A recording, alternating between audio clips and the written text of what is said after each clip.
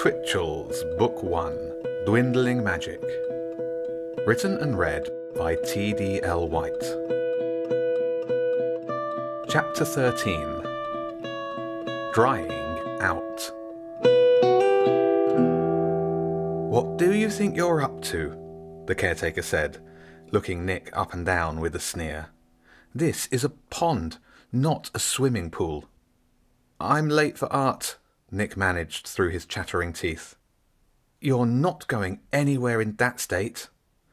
The caretaker looked at his laptop on the bench. "And it is against the rules to have communication devices anywhere in Twitchell's."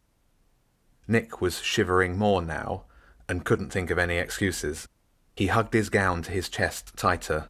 A trickle of water dripped out onto his soaked right foot. When the caretaker spoke again, her voice was softer, with almost a hint of kindness in it. "I don't suppose you jumped in with all your clothes on deliberately, unless it was some kind of dare for TikTok." She turned around slowly, casting her hard gaze through 360 degrees before settling back on Nick. "But I can't see anyone filming you on their phones." "My phone," Nick blurted. Without thinking about the rules, he clumsily fished around in his jacket pocket and found his phone.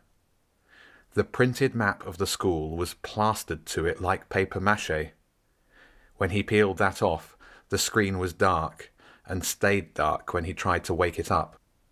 "There's no phones allowed," the caretaker started to say. Then she saw the look of dismay on Nick's face. "Well, there's no rule that says you can't have one in your pocket, as long as it's turned off. But you can't stand around here like that, waving it around." Nick couldn't believe he was getting told off for standing near the pond. He squeezed the paper map into a loose ball and would have thrown it at the caretaker if he'd had the energy. "Getting cold, I mean," the caretaker went on. "Laundry's nearby. It's warm in there. Plus they've probably got something dry for you to change into." She picked up his laptop and bag and led the way around the other side of the C-block accommodation building, where they crossed a small car park to a gate set deep into a tall hedge. Nick trudged along, leaving a dark, damp trail behind him on the tarmac. The caretaker opened the gate to give them access to a single-story brick building that, as far as Nick remembered, had not been marked on his now useless map. They entered the building through a set of double doors that took them straight into a big laundrette. A wall of washing and drying machines greeted them with the loud hum of their spinning drums. The air was warm and thick with the smell of detergent. "Andy," the caretaker called out. "You around?" She put Nick's bag on the floor and his laptop on an ironing board that was out against one wall. Then she wandered over to a row of washing machines, tugging the doors until she found one that opened. "Stick your gown in here." Nick did as he was told. A door at the end of the row of machines opened, and a big, bearded man, presumably Andy, ambled through it. "Hey, Barb," he said. Then he saw Nick. "What happened to you?" "Pond," Nick said. "Fancied a dip, did you?"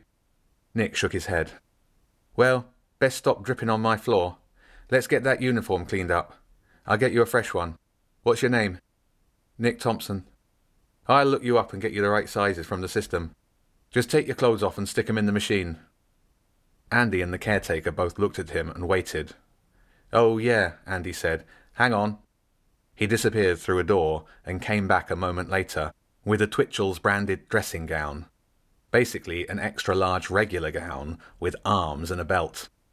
"You can wear this for the time being. And don't forget to empty your pockets. I spend enough time cleaning the filter as it is." He turned to the caretaker. "Good thing you came by, Barb. I've been having a bit of trouble with the Wi-Fi signal in the office. If you wouldn't mind taking a look." "Want me to see if I can get this working?" the caretaker said to Nick, holding out his phone. "It's no good to me anymore," Nick said sulkily. Then he caught himself. "Thanks." The two adults left Nick alone, and he didn't waste any time struggling out of his cold, wet clothes. The dressing gown was warm and soft, and as he tied the belt into a loose knot, he couldn't help but think about Andy mentioning Wi-Fi. Using the ironing board as a stand-up desk, He opened his laptop and waited nervously for it to wake up. To his relief, it blinked into life without a hitch. Moments later, he was scanning for networks, but just like in the school buildings, he found nothing. Maybe Andy just made up the Wi-Fi as an excuse to give him some privacy. Andy and the caretaker came back in, and Nick closed the lid of the laptop. "Just checking it still works," he said quickly. "Nice bit of gear," Andy said, putting a pile of Twitchell's uniform on the end of the ironing board and pointing at the laptop. "I'm a bit of a gamer myself, but I haven't got anything as fast as that. Is that the 8 or 16-core CPU? 24, Nick said. Now that he'd warmed up enough that his teeth were only lightly chattering, he noticed that, although bearded, Andy probably wasn't much older than some of the sixth formers he'd seen wandering around. "Whoa!" Andy sounded impressed. "Your phone isn't as lucky," the caretaker said. "It's totally soaked. No way to turn it on right now without shorting the battery, or worse." "Come on, Barb," Andy said. "You can fix anything. Remember that old Casio watch that went through the hot wash?" The caretaker gave Andy a withering look, but the big man didn't seem to mind. "Go on, work your magic." "I'll dry it out, then take a quick look later," the caretaker said. "But don't hold out hope. The SIM card will be fine, though. They always survive. I assume the data was backed up?" "Yeah," Nick said. There wasn't much on his phone that mattered. The main problem would be calling home. "Well then, I'll leave you here to get dressed. I've wasted enough of my time already." The caretaker's voice was back to its normal, angry self. She hurried out of the laundry. "Bye, Barb." Andy waved at the closing doors. "Always so happy. That's what I like about Barb," he said with a wink. "I'll leave you to get dressed. You'll get your pawn stuff back in a day or two." "Thanks," Nick said. "No problem. Plus, thanks to you bringing me the gift of Barb, my Wi-Fi's working again. I owe you one." Half an hour late, but now back on the way to the art studio, Nick was going back and forth over whether to tell the teacher the real reason he was late. But as much as he'd like to get Collier and Hector into trouble for getting him wet and bricking his phone, it would probably be more trouble than it was worth. First, he'd have to get the teacher to believe him. Then, he'd have to hope that the school would actually hand out a meaningful punishment. In his experience, bad kids always manage to talk their way out of this sort of situation. He'd have to work out another way of getting revenge. The studio was a glass-walled, high-roofed building in its own little clearing just on the edge of the woods. Inside, it was a single space, with workbenches laid out in a haphazard way. Best of all, it was nice and warm. Thankfully, the teacher, Mr. Smith, accepted his story about being late due to a meeting with the inspector, and he didn't think the teacher noticed that his teeth were still chattering either. When Nick looked around for somewhere to sit, he couldn't help but notice Collier giving a silent high-five to Hector. Luckily, Jenny was near the front, and she waved Nick over. She was on a workbench with a couple of other sporty girls, and Nick took a free stool at the end. He wanted to tell Jenny about what had happened, but there was no way of talking without the others hearing. The lesson took the rest of the afternoon, and involved sketching some still life objects that were placed in the middle of each bench. Nick was pretty awful at art at the best of times, mainly because he didn't spend much time with a pen in his hand if he could help it. But his post-swim shivering attempt at drawing was truly woeful. By the end of the lesson, he had filled one corner of a sketchbook page with a wobbly green bottle, a fuzzy-edged orange, and a really terrible scrawl of an old typewriter. The typewriter looked more like a hedgehog, and he couldn't even blame the shivering, as he had warmed up by the time he drew it. He would have torn the page out and thrown it away if Mr. Smith hadn't come and collected the books at the end. To his relief, he wasn't given any extra prep to do. On the way back to the college, he was glad to be walking with Jenny. He wouldn't have put it past the man-boy to try and throw him into the pond again. But there was no way that was going to happen with Jenny around. Once they were clear of the C-block dorms, he filled Jenny in with what had happened. She was angry, but agreed with Nick that they'd have to work out a way of getting Collier back that wouldn't result in them being kicked out of Twitchel's. They met up with James and Elf for tea in the house common room, and Nick retold the story of getting thrown into the pond. He also mentioned his phone and that he wanted to stay for the start of Wi-Fi time to see if the caretaker had managed to fix it. For the previous 2 days, James, Jenny and Elf had waited for Nick to finish prep, then they had dinner all together at Twitchel's before conjuring a portal back to Brighton. Nick would have happily skipped prep, but Jenny pointed out that falling even further behind was a surefire way of getting expelled. As it was Friday, Elf wanted to get the weekend started as early as possible, so James agreed to take the others back to Brighton, then come back and fetch Nick later after he'd seen the caretaker. Nick grabbed a triangle-cut sandwich and ate it on the way to the English room. After English was French and Latin. Even with all the extra prep time, Nick figured it would take him at least a decade to catch up with French, and more like a century even to grasp the basics of Latin.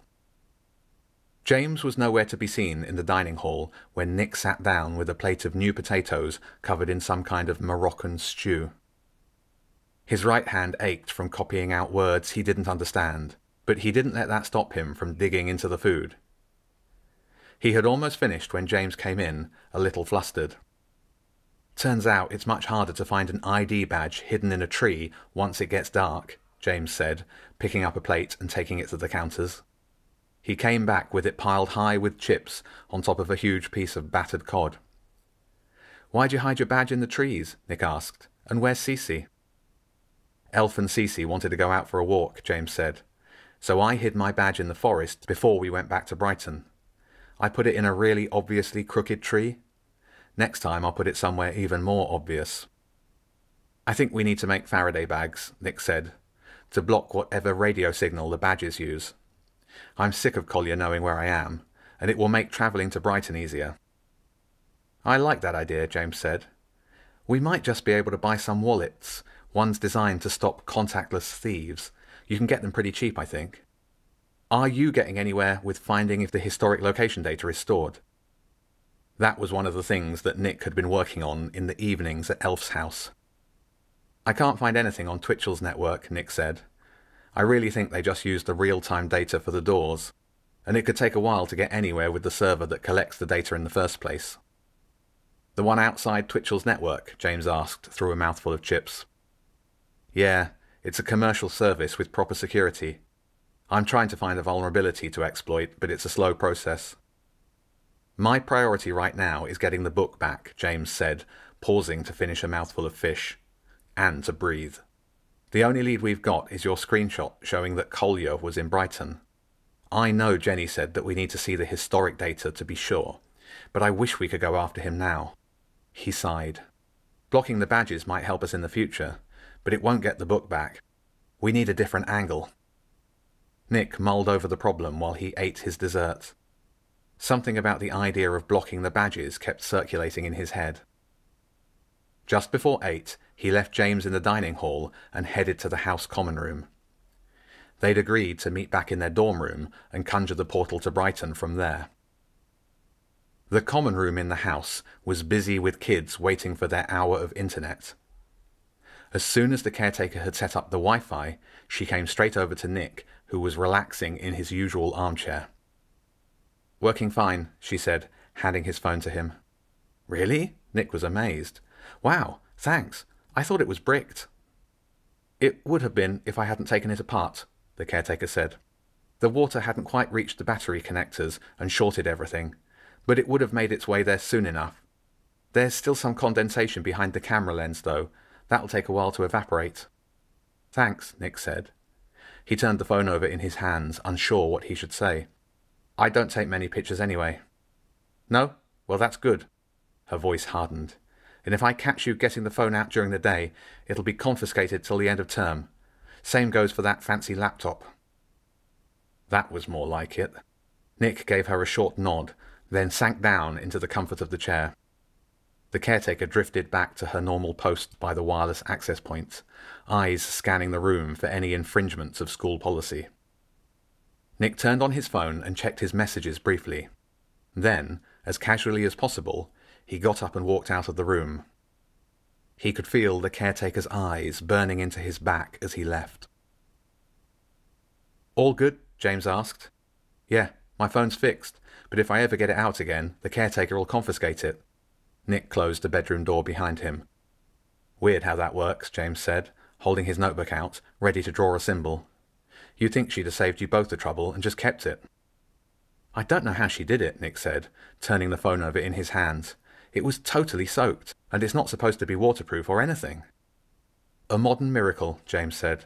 "Come on, put your badge on the windowsill and we'll go. It'll be good when we can put them in something that blocks the signal, then we'll just be able to take them with us." Something the inspector had said popped back into Nick's mind, immediately followed by the kernel of an idea. Maybe we shouldn't block the badges. Eh? James lowered the notebook. "But that makes it too easy for Collier. You want another swimming lesson?" Nick shook his head. "We can block my badge, sure." He walked over to the window and put his badge down and picked up James's. "But imagine if we take yours and leave it somewhere outside Twitchell's. Then imagine that you were Collier. What would you do?" James stared at his badge for a moment. "I would note the location on my phone and go looking for things to steal." "And if Collier's innocent?" Nick said. "He's not," James said. "But if he was?" "Then he wouldn't do anything," James said. "I think you're onto something.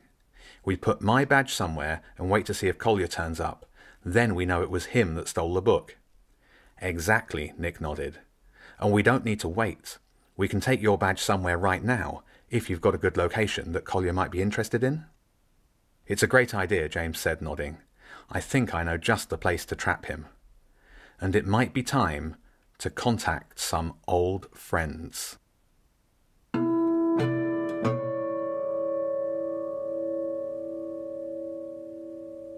This podcast was brought to you by me, TDL White. I'll be reading a chapter a week until it's complete.